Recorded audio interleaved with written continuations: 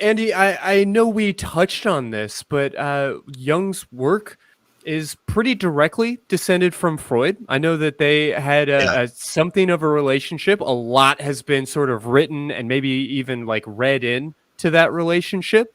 Yeah. But Jung takes a lot of criticism for having some ideas that are somewhat unfalsifiable. You know, this notion of the shadow as something of a metaphor is not anything that we can actually like cut out and examine on an operating table or Yeah. spectro image. So how fair is that critique that there's no evidence based or that's resistant to evidence based understandings of the world? It's super fair. I mean, one of my favorite quotes by Jung, you're gonna love it, is "Thank God I'm Jung and not a Jungian." Hmm. And the reason why is he's like, make your own fucking theory. I don't know. I'm doing my thing, so do your thing. So he never wanted to create something that was mass produced for people who are fresh out of grad school to apply to a counseling session. Sure. It was all just his own personal understanding, which was, a big contention with Freud. I mean, Freud at the time was like the guy. I mean, there was no one who was like Freud. He was the guy. It's weird to overstate the way that he was sort of a rock star scientist in a lot of ways. Yeah. And Jung was like, well, I don't think that everything is about sex. And I have this idea of complexes and I have these other concepts that I want to apply. And so I think it's very valid to say you can't take his concepts and put it on a table and dissect it. It's more of an existential theory, but his whole thing is saying create your own inner authority, individuate, write your own theory. I want you to understand me in the sense that I'm a symbol that you can do it too. And that kind of concept is what a lot of analysts use whenever they're, doing sessions. Sure. Well, do you conceive of the shadow as a metaphor for, something that might be a little bit more measurable, or is that a flawed way of thinking about it? Like, is it a set of human behaviors that we could, on some level, be able to do, factorials and run statistics on? Or does it require a certain ineffability in order to be effective? I think it requires a little bit of subjectivity. Yeah. Sure. Of kind of like, you can't measure what is in the shadow, but you know what's in the shadow. Mm-hmm. And that's a personal subjective situation. It's not objective at all. And that's what's frustrating about it, right? I mean, that is what's frustrating about it. These concepts are so cool and you can't quantify them. You really can't. And that's a little bit scary, I guess. Yeah, and I think that these Halloween. are like necessary and sort of useful ideas, like the metaphor of these things, the idea of internal family systems, the notion that there is like a boardroom table maybe, or like the control booth that you saw in the film Inside Out, where all of these different emotions or all these different like characters are sitting down and sort of debating within you. I think that there's incredible value to that, but I also know it sort of necessitates a form of mysticism maybe that I think has gotten really abused in a lot of ways. I mean, are you aware of some of those like maybe pop psychology kind of woo-woo pseudoscience that maybe has sort of been grafted onto some of these ideas? Yeah, I mean, I think that Jung at his best is talking about transcending two conflicting ideas. I think this, but I also think this. So what am I going to decide in order to evolve as becoming more Andy in my life? And that's him at his best, is like, how can I at the end of my life say I showed up truly as Andy and not what everyone else said? And that's him at his at his purest. That's why I like him. But it has been bastardized in the sense of like, I guess the tarot. The tarot is cool. I think the tarot is cool, me personally, but there's no it's not efficacious, right? The tarot is not efficacious. It's like, what do you think about this Tower card? Oh, well, I don't know. I mean, if I think about symbolism, well, I've been working really hard in my life, and so I'm trying to build the tower. Okay, that's cool. That gets you someplace, but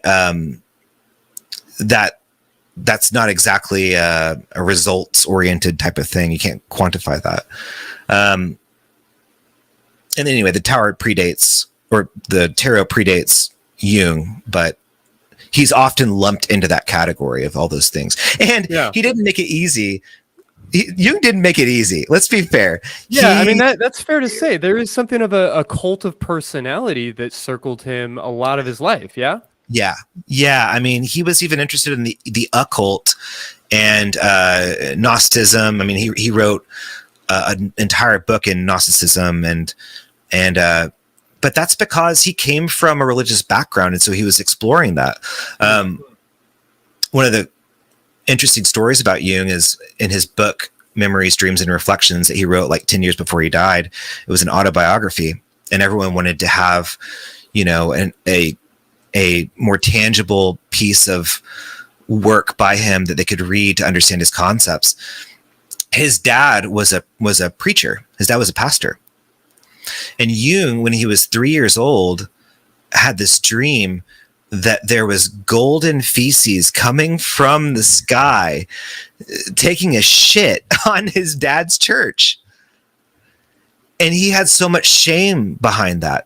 So it was lodged in the shadow of like, I can't tell anyone about this golden shit coming from the sky dream on my dad's church. Are you kidding me? But he was also like, how is that a negative thing? I was 3 years old.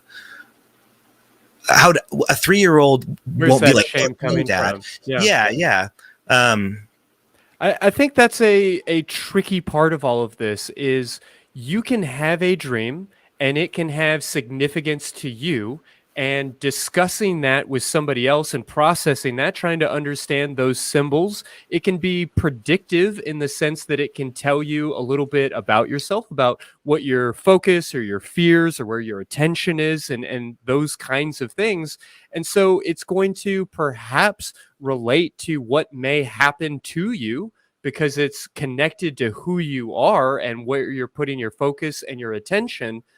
None of that means that it is like mystically, magically connecting you with some piece of like supernatural information. And that distinction is something that our culture has like really struggled to hold correctly in the 100 years since we were introduced to these ideas. I mean, is that a fair way of framing the conversation? Yes. Thank you so much for saying that. I think that's so, I think that needs to be said. I have a dream about a guy who I didn't get along with for a long time, and he keeps showing up in my dreams. And that doesn't mean that I need to wake up the next day and call him and say, "Hey, dude, let's work this out." Like, I've been dreaming about you. It means that there's a tension within myself that I have with this guy that I need to work out on my own. Mm-hmm. That's an inner character that I have in my head of like, why do I feel uncomfortable with this type of person? Why do I feel weird about this? There's no woo-woo cosmic connection that I have that means I need to call this guy. It's that in my unconscious, when I'm dreaming, I'm trying to process this information. And I can do that in a therapy session, or I can do that with my partner or my friend, or on this podcast if you want me to hear about my dream. No, I'm just joking. And so, yeah, it's not cosmically connected. But I will say this, though, Christy. Jung is famous for the collective unconscious. That's one of the big things that separates him from Freud. And that's also one of the big things that makes him misunderstood. So the collective unconscious is basically this idea that we are all collectively dreaming the same thing or thinking the same thing or all that kind of stuff. Just on paper, that's what it says. But if you think about it in like a evolutionary terms, I don't dream about being on Twitter. I don't dream about being on Facebook, but I do dream about being chased by an alligator, and I do dream about walking on snakes. So if I think about that in like an evolutionary term, like that's kind of like way back in the day, we were in this fight or flight mode of like needing to get away from snakes and alligators.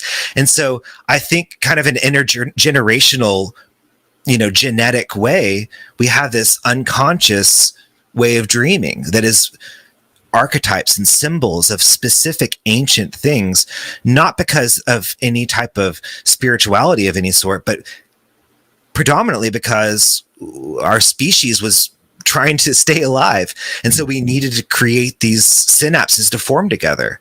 So I think that that's kind of what Jung was trying to get at, is like, why are we all dreaming the same things? Why are there dreams that are repeating? And I think it comes back more to a biological thing than a spiritual thing. Yeah, that there's some commonality here, that there are reasons why we're all going through, in some ways, the same experiences and having, in some ways, the same results.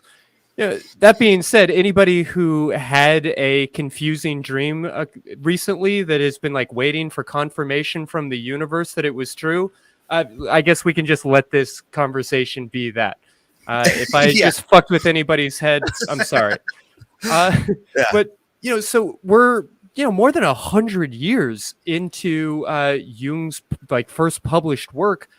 How has our understanding of some of his concepts evolved? I know you mentioned the sort of evolution or the growth of our understanding of personality and how that's resulted eventually in things like Myers-Briggs and some of these other things. What else might you highlight here? I think it's taken steps forward in the sense of, like, if you think of Joseph Campbell has that idea of the hero's journey. And for those of you who don't know, that's that concept of that we all go through certain stages in life to go through, I guess, issues and overcome them, gain allies, and come back home changed forever. And it's kind of this like universal, template.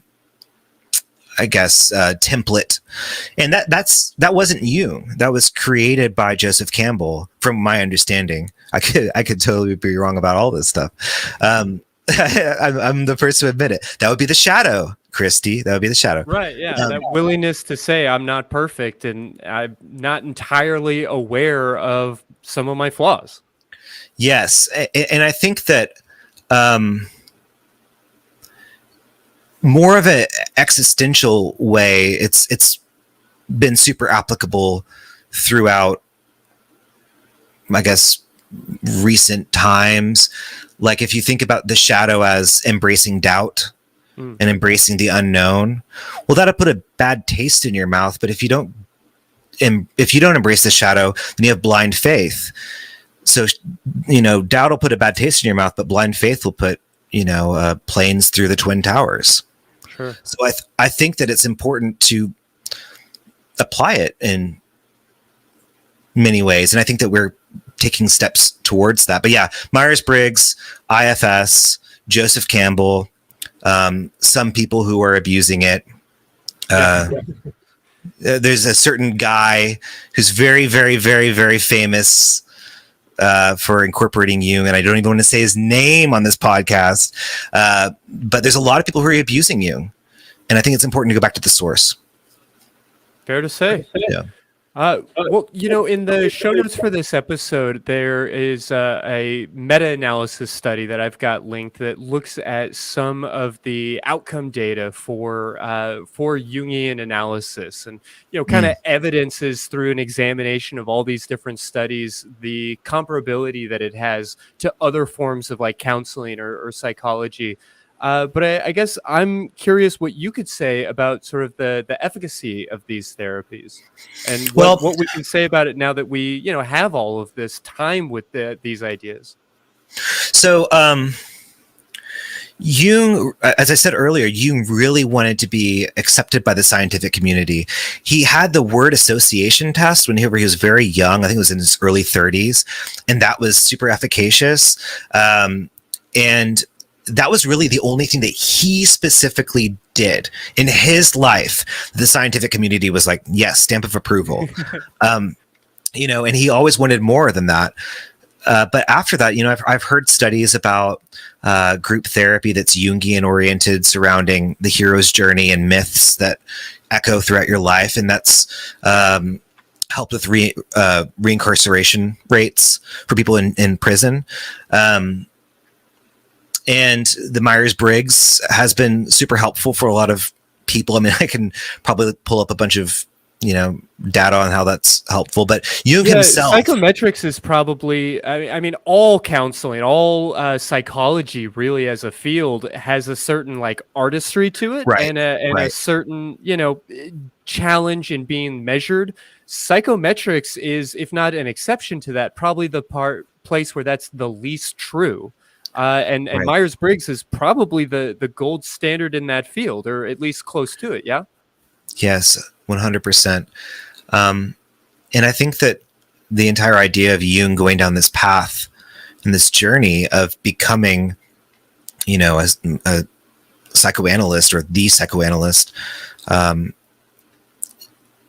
is a shadow thing, because he, like I said before, he was the thinker, he was the scientific guy, and for him this was going in the other realm. And so he died being very sad, because he said that only the poets and artists would understand him. And sure enough, there have been things that have been built off of his theory, but he died sad that he wasn't being taken seriously.